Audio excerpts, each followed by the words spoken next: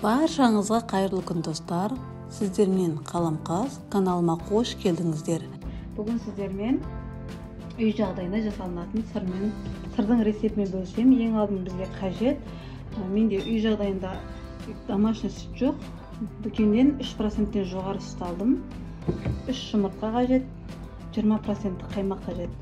Ең алдымен сүтімізді осындай 1,5 литр банкіге құйып аламыз. Sütümüzde kazanға құямыз. Кәдімгі сүт пісіргенде пісіріп аламыз, бір рет қайнатып.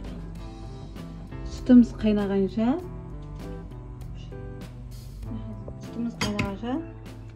жұмыртқалы массамызды айналып, 3 жұмыртқамызды жарып, жақсылап араластырып аламыз.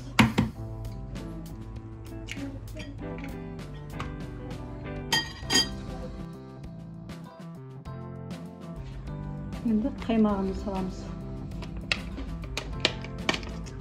Дүкеннің қаймағы мендегі.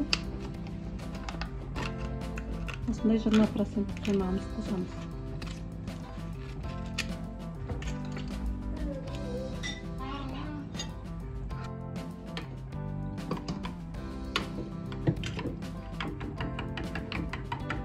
Жақсылап араластырып аламыз жұмыртқамыздың қаймағымызды.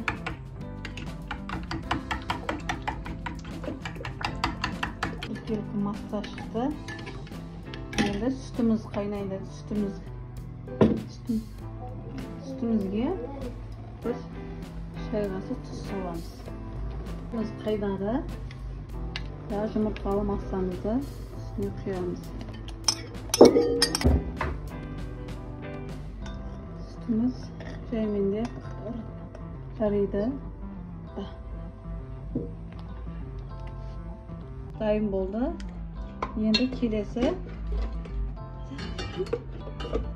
мынандай тесік ыдыс аламыз, яғни бұнға суы сырғып шығу үшін. Астына ішіне марлы, менде бар зат осы болды үйде. Енді осыны сүземіз.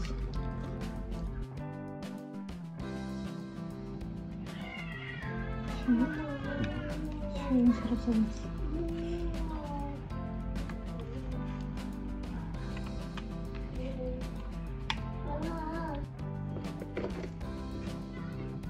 Қатты зат басамыз. Менде ыдысқа құйылған су ауыр зат. Біз сағат жатырамыз. Достар, мінекей сырымыз дайын болды. Менде бір күнге қалдырдым. Мінекей ауыр зат қойғам, нәше су бар. Осылай марылға орап, тесік ыдысқа салғанбыз. Енді жайлап ашамыз сырымызды.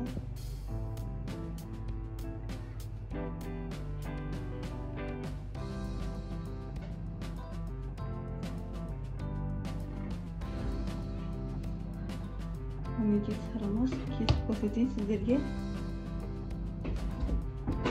Тура дүкендегідей сыр болып шықты, қараңыздар, арасын. Мінекей арасы. Өте әдемі болып шықты. Жасап көруге кеңес беремін.